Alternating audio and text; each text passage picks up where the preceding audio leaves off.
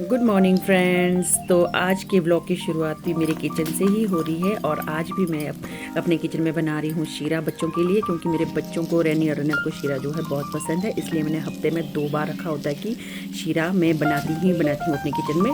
तो सुबह बहुत काम होता है, बच्चों को जाने के स्कूल को छोड़ने के बाद जो है बहुत काम होता है। धूप भी अच्छी लग गई है और मैंने जो है अभी 10-11 बजे का टाइम है, तो मैंने कपड़े भी धो लिए हैं। और उसके बाद काम को तो पूछो मत, एक काम ख़त्म होता है तो दूसरा खड़ा हो जाता है। तो अब जैसे कि पता ही है, अब नवंबर का महीना लग चुका है और सर्दियां जो है धीरे धीरे बढ़ रही है। हमारे यहाँ तो सुबह शाम जो है अब ठंड बहुत हो गई है। तो मैंने सोचा क्यों ना मैं थोड़ी लकड़ियों का जुगाड़ कर दूँ, क्योंकि काफ़ी मोटी मोटी लकड़ियाँ थी, लास्ट ईयर की सीप की लकड़ियाँ थी। तो ये अभी बिल्कुल अच्छी तरह से सूख चुकी थी और मैं इनको ईज़िली फाड़ रही थी कुल्हाड़ी से। तो ये अच्छी तरह से मुझसे फट भी रही थी। तो अभी आजकल 2-4 दिन में मैंने सोचा क्यों ना इनको धूप में रखूं, क्योंकि इनमें बारिश की वजह से सीलन सी आई थी। तो ये 2-4 दिन धूप में रहेंगे तो ये अच्छी तरह से सूख जाएंगे। काम इतना ज़्यादा हो जाता है कि थोड़ा भी टाइम नहीं मिलता है बैठने का, आराम करने का। तो आप देख सकते हैं मैंने कितनी सारी लकड़ियाँ फाड़ी है। ये लकड़ियाँ मैंने इसलिए फाड़ी क्योंकि ये बहुत मोटी थी और पिछली लास्ट ईयर की थी। ये जो ख़राब सेब होते हैं उनकी जो मोटी मोटी टहनी या उनके जो जड़ें होती है, तो वो ऐसे ही छोड़ दिए थे सूखने के लिए। तो सूख के लकड़ी अच्छी फट जाती है।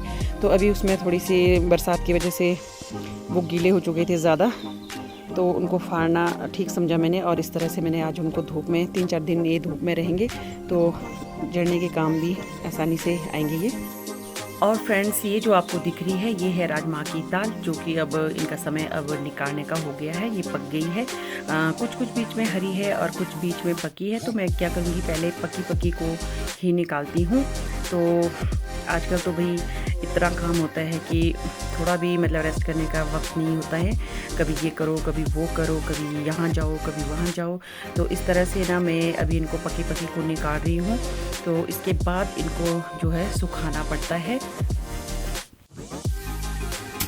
तो खेत से लाने के बाद इनको जो है 2-3 दिन धूप में सुखाना पड़ता है। जैसे कि आप देख पा रहे हैं ये अच्छी तरह से सूख गई है और एक डंडे से जो है मैं इनकी पिटाई कर रही हूँ मतलब इनको डंडे से कूटा जा रहा है, और ताकि इसके दाने जो है वो इजीली बाहर निकल जाए। तो राजमा की दाल सबको पसंद होती है, सबकी फेवरेट दाल होती है। तो इससे जो है कूटते बारी वो क्या कहते हैं, सॉरी, डस्ट बहुत निकल रही थी। तो मैंने अपने फेस को पूरी तरह से कवर कर दिया था। तो आप देख सकते हैं अब जो है इसकी धूल मिट्टी जो है बिल्कुल साफ़ हो गई है और ये राजमा की दाल जो है अब खाने के लिए बिल्कुल तैयार हो गई है। अभी तो और भी है निकालने के लिए खेत में, ये तो सिर्फ अभी थोड़ी ही निकाली थी मैंने।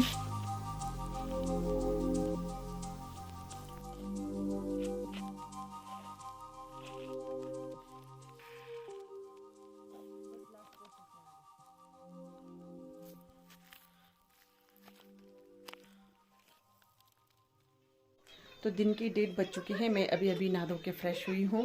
और सुबह से बहुत काम था तो थकावट भी बहुत सी हो गई थी। अब थोड़ा अच्छा फील कर रही हूँ। अब लंच करने का वक्त आ गया है और उसके बाद है बच्चों को होमवर्क कराने का काम। ये बच्चे ना आप देख सकते हैं कैसे आराम से लेटे हैं। ये देखो मेरे बच्चों का हाल, इनको कोई पता नहीं है कि होमवर्क भी करना पड़ता है। आराम से जो है टीवी देख रहे हैं, कार्टून देख रहे हैं। तो मेरा ना बिल्कुल भी मन नहीं करता है। अगर मैं घर में या तो मैं काम ही कर सकती हूँ या तो फिर बच्चों को मतलब बच्चों की ओर ध्यान दे सकती हूँ। ये दो काम में ना मैं बहुत ही डिस्टर्ब हो जाती हूँ, मुझसे नहीं हो पाता है। मैं कभी कभी रैनी को बहुत डांटती हूँ कि खुद पढ़ा करो और रनब को भी पढ़ाया करो, लेकिन ये जो है ना खुद पढ़ेगी ना इसको पढ़ाएगी। इसको मतलब सिर्फ ये कि मैं इसका होमवर्क नहीं कराती हूँ रैनी का, ये अपना होमवर्क खुद करती है और रनब को जो है मुझे ही संभालना पड़ता है। तो पढ़ाई करने के लिए पढ़ाई करने के लिए क्या ना दिमाग बिल्कुल फ्रेश होना चाहिए।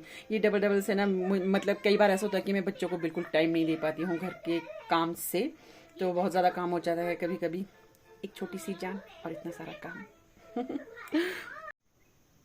तो फ्रेंड्स इसी तरह से ना शाम का वक्त हो चुका है, तो मैं सोच रही थी कि आज क्या बनाऊं शाम को। तो यहाँ देख पा रहे हैं आप, हरी सब्जी उगाई है मैंने। सब्जियां तो खैर मैंने सब अपने उगाई होती है, लेकिन अब क्या है कि बैंगन भी ख़त्म हो गए हैं और शिमला मिर्च भी ख़त्म हो गई है, भिंडी भी ख़त्म हो गई है। तो रही है अब थोड़ी बहुत ये सरसों की सब्ज़ी।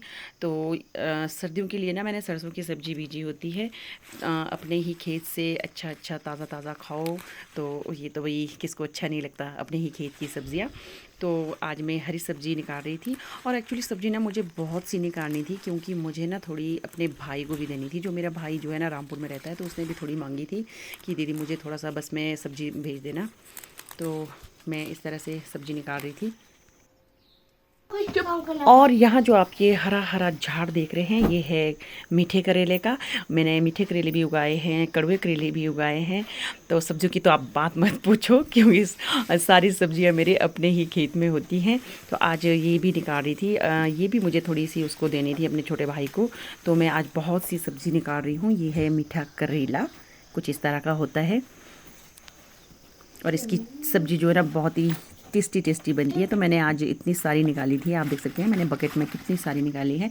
तो ये मैं अपने लिए नहीं निकाल रही हूँ, थोड़ी सी मैं खुद बनाऊँगी शाम को, बाकी मैं अपने छोटे भाई को जो हूँ सुबह सेंड करूँगी, भेज दूँगी बस मैं।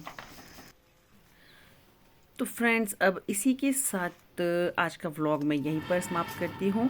आज के व्लॉग में वैसे तो कुछ खास नहीं था, फिर भी मैंने अपना व्लॉग बनाना ठीक समझा, क्योंकि फिर गैप हो जाता है ज़्यादा। तो अब मैं करती हूँ अपने व्लॉग को यहीं पर आराम देती हूँ। मिलती हूँ अब नेक्स्ट व्लॉग पर। आपको व्लॉग अच्छा लगे तो प्लीज़ कमेंट, लाइक, शेयर और सब्सक्राइब करना ना भूलें। तो मिलती हूँ अब नेक्स्ट वीडियो पर। Take care, bye bye.